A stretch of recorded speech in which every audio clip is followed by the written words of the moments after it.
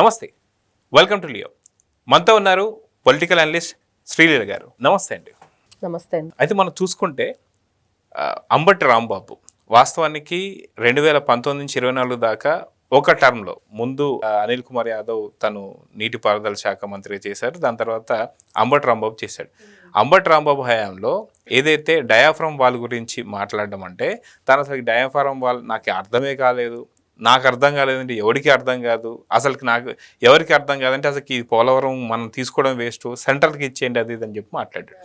అలాంటి అంబటి రాంబాబు ఏదైతే అమరావతి మహానగరంగా మారబోతున్న దానికి నిన్న పునః ప్రారంభం చేసినటువంటి మోడీ గారు కావచ్చు, అదేవిధంగా చంద్రబాబు నాయుడు గారు, పవన్ కళ్యాణ్ గారు, లోకేష్ గారు అట్టహాసంగా సభ జరిగింది.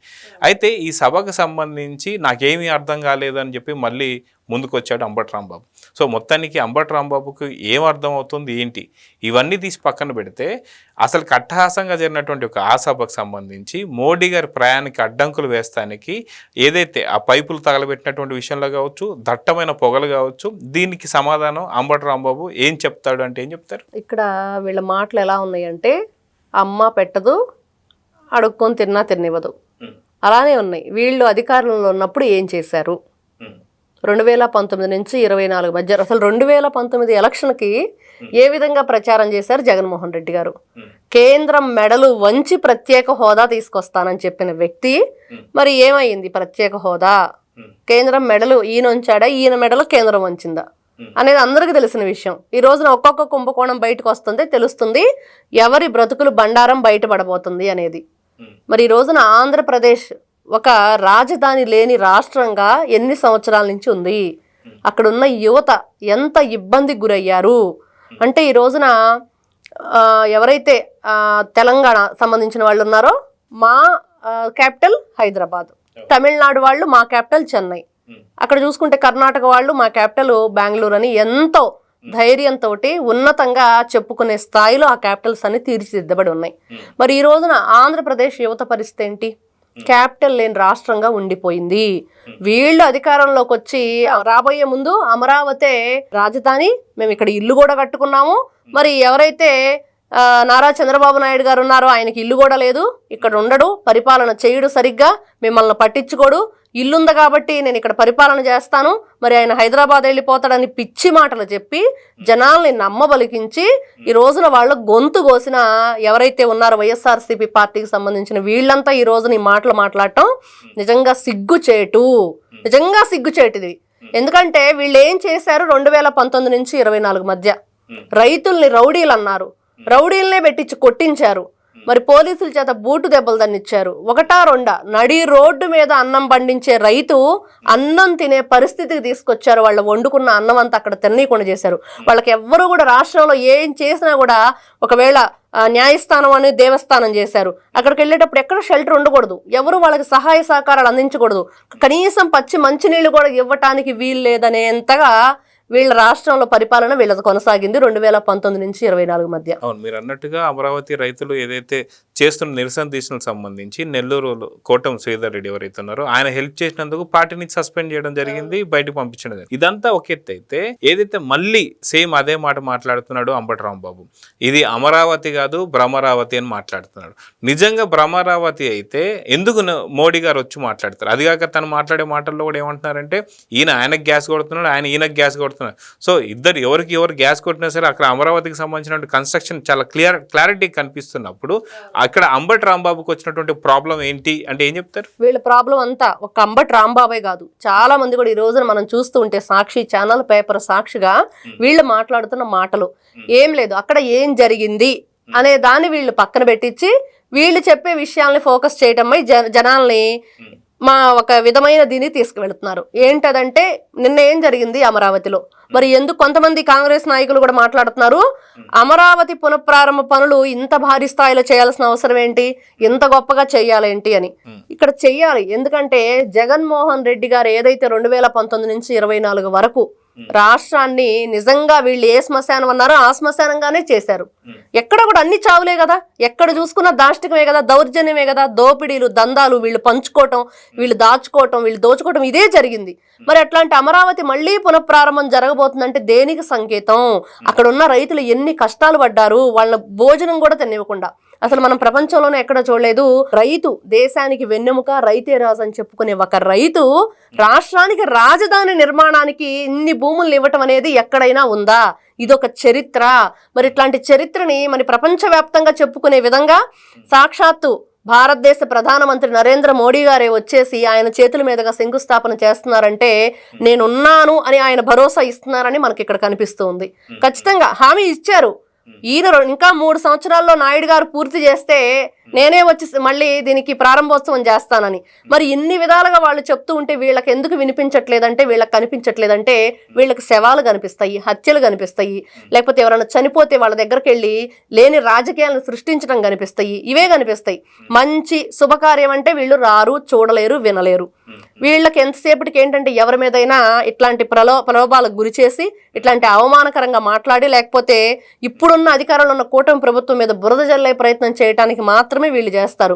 అసలు అంబటి రాంబాబు గారు అనే వ్యక్తికి వీళ్ళు స్క్రిప్ట్ ఎవరు ఇస్తున్నారు, మాట్లాడమని ఎవరు సంకేతాలు ఇస్తున్నారు ఆ సాక్షి ఛానల్ నుంచి, మరి ఎవరు మాట్లాడిస్తున్నారంటే నిజంగా ఇతనికి అధికారంలో ఉన్నప్పుడు మంత్రి హోదా వెలగబెట్టినట్లున్నారు. మరి దాంట్లో ఏం జరిగిందంటే డయాఫ్రమ్ వాలంటే అర్థం కాని వ్యక్తికి నీటిపారుదల శాఖ మంత్రికి ఇచ్చారు జగన్మోహన్ రెడ్డి గారు. ఇన్ని విధాలుగా ఉండి వీళ్ళు ఏం చేస్తున్నారంటే ఈ రోజున వీళ్ళు ఎక్కడికి వెళ్ళినా కూడా ఈ రోజున అమరావతి రాష్ట్రాన్ని రాజధానిని ఎవరు నారా చంద్రబాబు నాయుడు గారు నేను తీర్చిదిద్దుతాను, దాని నుంచే మనం నిధులు తీసుకోవచ్చు అని చెప్తున్నారు. మీకు చేతనైతే సలహాలు ఇవ్వండి, తీసుకోవడానికి రెడీగా ఉన్నారు. ఏదైనా మంచి చేయాలంటే చేయండి, ఆ మంచి తీసుకోవడానికి కూడా రెడీగానే ఉన్నారు. మరి అవన్నీ మీకు చేతగావు. చేతగానప్పుడు ఇట్లాంటి చెల్లని మాటలన్నీ ఎందుకు వీళ్ళకి? పిచ్చి మాటలు, పిచ్చి అబద్ధాలు చెప్పటం. ఈ రోజున చూస్తే రాష్ట్రంలో భూ కుంభకోణం, మరి మద్యం కుంభకోణం ఒకటి కాదు, పీడిఎస్ రైస్ కుంభకోణం, ఎటువైపు చూసుకున్న గంజాయి మద్యం ఏరులై పారించి ఇప్పుడు కూడా నాటుసారా కాస్త పట్టుబడుతున్నారు. వీళ్ళు ఈ రోజున మాట్లాడటం నిజంగా అవహేళన, వీళ్ళకే అవహేళన. నిజంగా హాస్యాస్పదంగా ఉంది. ప్రజలందరూ నవ్వుకుంటున్నారు. ఈ రోజున ఈ పిచ్చి మాటలు ఎందుకు, వీళ్ళు పెట్టే ఇదంతా ఈ మీడియా సమావేశాలేంటి? మరి షర్మిలా గారు కూడా మాట్లాడుతున్నారు కొన్ని మాటలు.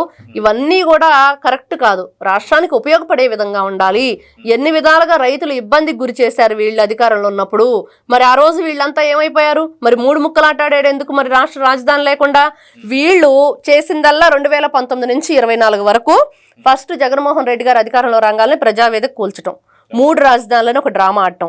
3 రాజధానులను డ్రామా ఎందుకు ఆడాడంటే మరి ప్రజలు ఒక క్వశ్చన్ వస్తుంది, మరి రాజధాని అభివృద్ధి ఏంటని. మరి 3 రాజధానులు అని చెప్పి ఇంకా డిసైడ్ అవ్వలేదు, ఎక్కడ అభివృద్ధి చేయాలో అర్థం కావట్లేదు, కాబట్టి దాని గురించి ఆలోచన లేదు. ఇది జరిగింది. తర్వాత వీళ్ళ ఆలోచన అంతా దేని మీద ఉందంటే ఎక్కడ మనం ఏదైతే మద్యం కుంభకోణం వాళ్ళు మీటింగ్లు పెట్టుకోవటం, ఎంతమంది పంచుకోవాలి, ఎన్ని విధాలుగా దోపిడీ చేయాలి, ఎక్కడెక్కడ భూములు ఉన్నాయి, అవన్నీ కూడా కంపెనీలకి మరి తీసుకొస్తే కంపెనీలకి ఇవ్వాల్సి వస్తుంది. మరి వీళ్ళు పంచుకోవాలి కదా. మరి ఈ ఆలోచన అంతా ఎవరు చేస్తారు? రాష్ట్ర అభివృద్ధి కోసం వీళ్ళ ఆలోచన లేదు. రాష్ట్రం నుంచి భూముల్ని, మద్యాన్ని, డబ్బుని ఏ విధంగా దోచుకున్నారో దాని మీదే వీళ్ళ ఆలోచన అంతా ఉంది. వైఎస్ఆర్సీపీ పార్టీ ఏం చేసిందంటే ఈ విధంగా రాష్ట్రాన్ని సర్వనాశనం చేసింది. ఈ రోజున విజనరీ లీడర్ 2047 అనే ఒక విజన్తో నారా చంద్రబాబు నాయుడు గారు ముందుకు వెళుతున్నారు. మోడీ గారు కూడా స్వయంగా ఎన్నోసార్లు చెప్పారు, ఏపీలో ఏం జరుగుతుందో చూసి బాబు గారు ఎలాంటి ఆలోచనలు చేస్తున్నారు అట్లాంటి. ఎప్పుడో 90s లోనే చంద్రబాబు నాయుడు గారు స్వచ్ఛ భారత్ ఈరోజు స్వచ్ఛ భారత్ అంటున్నారు. అప్పుడు మనం చెప్పుకునే వాళ్ళం ఏదైతే జన్మభూమి అని ఇవన్నీ కూడా మొక్కలు నాటడం అవన్నీ ఎప్పుడో చేసిన తర్వాత వీళ్ళందరూ కూడా స్టార్ట్ చేశారు స్వచ్ఛ భారత్. అవును, ఇవన్నీ కూడా స్వర్ణాంధ్రప్రదేశ్ చంద్రబాబు నాయుడు గారు ఎప్పుడో 2 తెలుగు రాష్ట్రాలు కలిసి ఉన్నప్పుడే చేశారు ఇవన్నీ. మరి అట్లాంటిది ఈ రోజున ఆయన ఒక విజనరీ లీడర్ గా పిలువబడుతూ మరి రాష్ట్రాన్ని తీర్చిదిద్దుతాను అన్నప్పుడు రేపు వీళ్ళంతా కూడా ఏదైతే అమరావతి పూర్తయిన తర్వాత మళ్ళీ మోడీ గారు వస్తారు, అప్పుడు నిజంగా కుక్క కాటుకు చెప్పు దెబ్బ అన్నట్లుగా ఖచ్చితంగా సరిపోతుంది. దీనికోసం వాళ్ళు వెయిట్ అండ్ సీ అన్నట్లు ఎదురు చూడాలి. అది మనం చూసుకుంటే ఏదైతే అమరావతికి సంబంధించి అంబటి రాంబాబు మళ్ళీ అదే మాట మాట్లాడుతున్నారు. ఏంటంటే పూర్తిగా రాష్ట్రంలో ఉన్న ఖజానా మొత్తం తీసుకొచ్చేసి అమరావతిలో పడేయడం వల్ల మిగతా వాళ్ళందరినీ కూడా నాశనం చేసినట్టు అని మాట్లాడుతున్నారు. మరి 3 రాజధానులు అని చెప్పేసి అన్న వాళ్ళు అనుకున్నారు 30 ఏళ్ళు ఉంటాం కాబట్టి అంటే వైజాగ్లో సంబంధించి విజయసాయిరెడ్డి కావచ్చు, అదేవిధంగా కడప ప్రాంతంలో చూసుకుంటే పెద్దిరెడ్డి రామచంద్రారెడ్డి కావచ్చు, అదేవిధంగా చూసుకుంటే సజ్జల కావచ్చు, అందరూ దాదాపు కొన్ని లక్షల ఎకరాలలో భూమి అది అసైన్డ్ భూములు అన్ని చేసిన తర్వాత అప్పుడు రాజధాని వేస్తే వాళ్ళ పక్కన స్థలాలు పెట్టుకునే ఆలోచన కుట్ర అనేది ఒకటైతే, ఈరోజు చూసుకుంటే తెలంగాణలో హైదరాబాద్ తప్ప ఇంకా మిగతా ఆదిలాబాద్ కావచ్చు, మిగతా ఎక్కడ కూడా డెవలప్ అయినటువంటి ఒక పరిస్థితులు మనం ఎక్కడ చూడలే. ఆ హైదరాబాద్ కూడా డెవలప్ చేసింది ఎవరు అంటే చంద్రబాబు నాయుడు గారు అని చెప్పి తెలంగాణ ప్రజలు చెప్తున్నారు, కేటీఆర్ చెప్తున్నారు, అందరు చెప్తున్నారు.